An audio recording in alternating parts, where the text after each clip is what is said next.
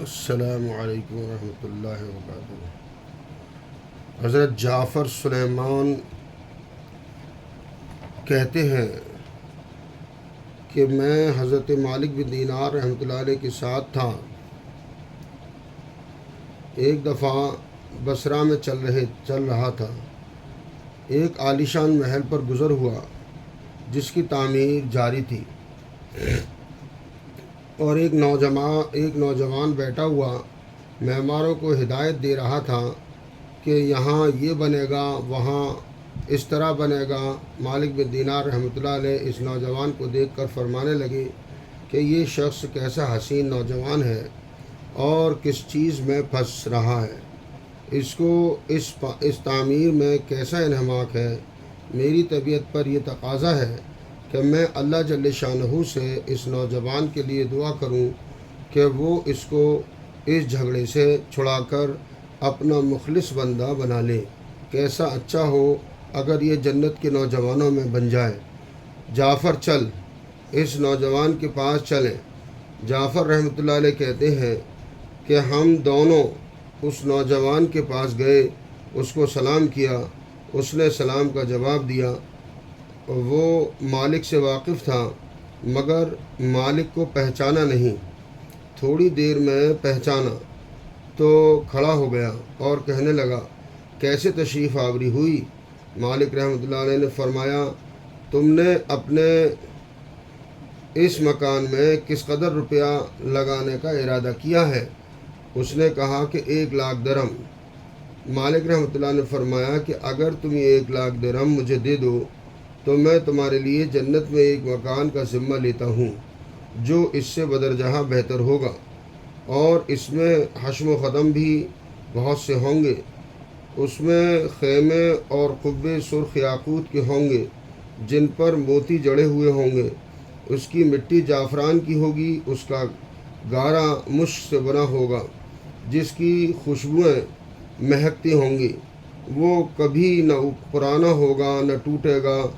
اس کو معمار نہیں بنائیں گے بلکہ حق تعالی شانہ کے امر کن سے تیار ہو جائے گا۔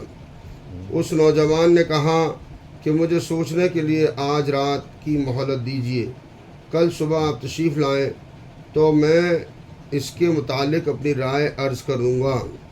حضرت مالک رحمۃ اللہ علیہ واپس چلے آئے اور رات بھر اس نوجوان کے فکر اور سوچ میں رہے۔ آخری شب میں اس کے لیے بہت عاجزی سے دعا کی۔ جب صبح ہوئی تو ہم دونوں اس کے مکان پر گئے۔ وہ نوجوان دروازے سے باہر ہی انتظار میں بیٹھا تھا، اور جب حضرت مالک رحمۃ اللہ علیہ کو دیکھا تو بہت خوش ہوا۔ حضرت مالک رحمۃ اللہ علیہ نے فرمایا، تمہاری کل کی بات میں کیا رائے رہی؟ اس نوجوان نے کہا کہ آپ اس چیز کو پورا کریں گے جس کا کل آپ نے وعدہ فرمایا تھا۔ حضرت مالک رحمۃ اللہ نے فرمایا کہ ضرور۔ اس نے دراہم کے توڑے سامنے لا کر رکھ دیے اور دوات قلم لا کر رکھ دیا۔ حضرت مالک بن دینار رحمۃ اللہ علیہ نے ایک پرچہ لکھا جس میں بسم اللہ الرحمن الرحیم کے بعد لکھا یہ اقرار نامہ کہ مالک بن دینار رحمۃ اللہ علیہ نے فلاں شخص سے اس کا ذمہ لیا ہے کہ اس کے اس محل کے بدلے میں حق تعالی شانہ کے یہاں اس کو ایسا محل جس کی صفت اوپر بیان کی گئی، جو صفات اس مکان کی اوپر گزری وہ سب لکھنے کے بعد لکھا ملے گا، بلکہ اس سے بھی کہیں زیادہ عمدہ اور بہتر، جو عمدہ سائے میں حق تعالی شانہ کے قریب ہوگا۔ یہ پرچہ لکھ کر اس کے حوالے کر دیا اور 1,00,000 درہم اس سے لے کر چلے آئے۔ جعفر رحمۃ اللہ علیہ کہتے ہیں کہ شام کو حضرت مالک رحمۃ اللہ علیہ کے پاس اس میں سے اتنا بھی باقی نہ تھا کہ ایک وقت کے کھانے ہی کا کام چل سکے۔ اس واقعے کو 40 دن بھی نہ گزرے تھے کہ ایک دن حضرت مالک رحمۃ اللہ علیہ جب صبح کی نماز سے فارغ ہوئے تو مسجد کی محراب میں ایک پرچہ پڑا دیکھا۔ یہ وہی پرچہ تھا جو مالک رحمۃ اللہ علیہ نے اس نوجوان کو لکھ کر دیا تھا۔ اور اس کی پشت پر بغیر روشنائی کے لکھا ہوا تھا کہ یہ اللہ جل شانہ کی طرف سے مالک بن دینار رحمۃ اللہ علیہ کی ذمے کی برات ہے۔ جس مکان کا تم نے اس جوان سے ذمہ لیا تھا وہ ہم نے اس کو پورا دے دیا اور اس سے 70 گنے زیادہ دے دیا۔ حضرت مالک رحمۃ اللہ علیہ اس پرچے کو پڑھ کر متحیر سے ہوئے اور اس کے بعد ہم اس نوجوان کے مکان پر گئے تو وہاں مکان پر سیاہی کا نشان تھا جو شوق کی علامت کے طور پر لگایا ہوا تھا اور رونے کی آوازیں آ رہی تھیں۔ ہم نے پوچھا تو معلوم ہوا کہ اس نوجوان کا کل گزشتہ رات انتقال ہو گیا۔ ہم نے پوچھا کہ اس کا غسل میت کس نے دیا؟ اس کو بلایا گیا۔ ہم نے اس سے پوچھا کہ نہلانے اور کفنانے کی کیفیت پوچھی۔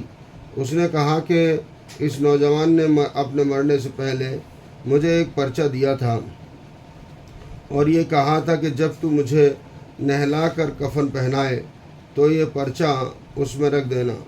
میں نے اس کو نہلایا، کفنایا اور وہ پرچہ اس کے کفن کے اور بدن کے درمیان میں رکھ دیا۔ حضرت مالک رحمۃ اللہ علیہ نے وہ پرچہ اپنے پاس سے نکال کر اس کو دکھایا۔ وہ کہنے لگا کہ یہ تو وہی پرچہ ہے۔ قسم ہے اس پاک ذات کی جس نے اس کو موت دی، یہ پرچہ میں نے خود اس کے کفن کے اندر رکھا تھا۔ یہ منظر دیکھ کر ایک دوسرا نوجوان اٹھا اور کہنے لگا کہ مالک رحمۃ اللہ علیہ آپ مجھ سے 2 لاکھ درہم لیجئے اور مجھے بھی یہ پرچہ لکھ دیجئے۔ حضرت مالک رحمۃ اللہ نے فرمایا وہ بات دور چلی گئی، اب نہیں ہو سکتا، اللہ جل شانہ جو چاہتا ہے وہ کرتا ہے۔ اس کے بعد جب بھی مالک اس نوجوان کا ذکر فرماتے تو رونے لگتے اور اس کے لیے دعا کرتے تھے۔ بزرگوں کو اس قسم کے واقعات بہت کثرت سے پیش آتے ہیں کہ جوش میں کوئی بات زبان سے نکل گئی تو حق تعالی شانہ اس کا اسی طرح پورا فرماتے ہیں، جس کو حضور اقدس صلی اللہ علیہ وسلم کے پاک ارشاد میں ان الفاظ سے نقل کیا گیا کہ بہت سے بکھرے ہوئے بالوں والے غبار آلودہ لوگ جن کو لوگ اپنے دروازے سے ہٹا دیں اور ان کی پرواہ بھی نہ کریں، ایسے ہیں کہ اللہ جل شانہ پر کسی بات کی قسم کھا لیں تو وہ ان کی بات کو پورا کرے۔ اللہ تعالی ہم سب کو کہنے سے زیادہ عمل کی توفیق نصیب فرمائے۔